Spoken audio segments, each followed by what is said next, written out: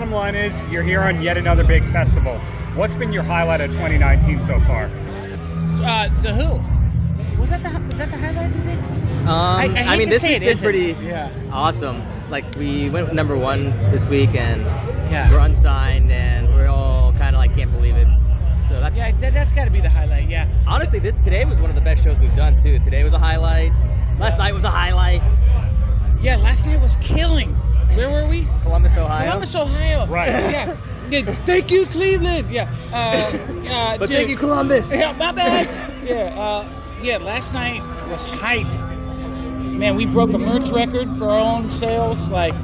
And you know, I can tell if it's gonna be hype before the show starts. The way the audience rumbles. The Sixth Sense. Yeah, like 40 minutes before the show, before we went on, I could just hear the audience talking a lot. There's just nothing like a Friday or Saturday night. I love running around the big stage, but I actually love those gigs a little more. I don't know why. Because we obviously make less money. So that's understandable. But there's nothing like the energy of a smaller venue too. Yeah, it's like that mid-size, like what was that, 2,000 or something, maybe less, 1,500 of like people who are pumped. I feel like we share sweat, you know what I mean? And that's rock, and that's like the dirty side of rock and roll.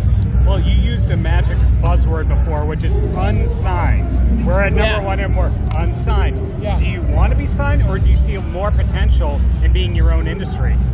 I think at this point, the way I think we're feeling now is like, let's see how far we can go with the ladder. You know, like it's already we already lifted one song fully up the flagpole. So now it's more a matter of like, who wants to take part in this? You know, because now a lot of people outside the industry would want to step in, you know what I mean, and help us out. Anybody's going to want to help us out now. If you just look at it from a pure business standpoint, it's more of a sure bet than it was. Yeah. I'm not saying that sounds weird. I don't like to, but like not weird. Well, you know what I mean. But I think that we've at least proven that we can do it. Yeah, and I think that now it's like, well, let's see how far we can go without it, because we've got this far. We're not saying no if there's an offer we just can't refuse. Yeah, exactly. But somebody cuts a horse head off and puts it in our bed, then I guess we got to do it. Yeah. Good Godfather reference. So obviously you're very literary as well. No, we just watch a lot of movies. Yeah, a lot of movies. Okay, well, who are some of the bands that you guys look at, not just musically, but business-wise, you go, that's what we want to do? So, have you watched the Eagles documentary? Of course, both parts of it. Yeah, Don Henley and not Felder. Well, they kind of hate Felder, so it's Glenn Fry. Glenn Fry and Don Henley. Yeah, Glenn Fry. Like, those dudes, were on their business game. And we're trying to be very conscious of that and learn as much as we can as we do this. It's like hard for me. It's tough because I feel like we look at some business bands, but then we also our favorite bands are like Aerosmith and Guns N' Roses, and we just want to fucking rage and actually not care also. Yeah, I know, so there's this kind of back and forth that's going on right now. Yeah, they're like our favorite bands were so big they could afford to just not pay attention. Right. You know what I mean? It's like, that's not a good plan that shouldn't be your plan. It might be how it plays out, but that shouldn't be your plan. Yeah. Or is it that you think that they were leading on, that they didn't know what was going on, and the reality is... No, Aerosmith got ripped off. And definitely in the beginning they did. Yeah. The more we find out about the 70s period, they would just get hosed. Well, they give them enough money so they think it's a good deal. It's like the tip of the iceberg thing. If the tip of the iceberg looks good to you, then the business can hide the fact they're taking the rest of it. Sure. You're like, oh, well, dude, I got $200,000 this year. It's like, yeah, well, your management and your label got $5 million. Then you go, oh, shit, that's terrible.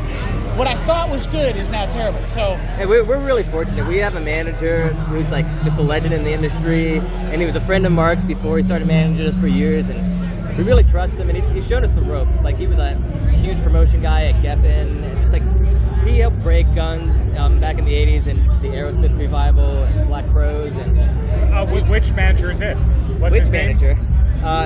His name is Mark Didia. Oh yes, Mark Didia. Yeah. So how do you know about Dirt? Yeah. How do I know about? We call it Dirt. Yeah. You read your history books, and if you read the history of Aerosmith and GNR, and you see different names like John Kalodner, who were big in that.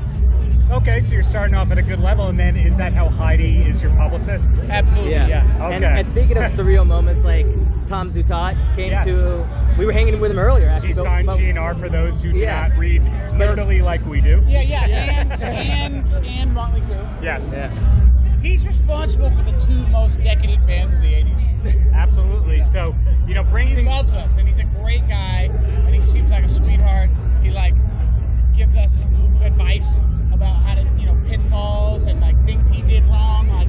He came to our show in Chattanooga and was just hanging with us. And was just guys, I'm telling you, look out for this. I believe in you. And he wasn't selling anything, And he's got a label that I'm sure he'd love to sign us to, but he didn't mention that once. No, he just wanted to hang and give us advice. He just actually liked the band.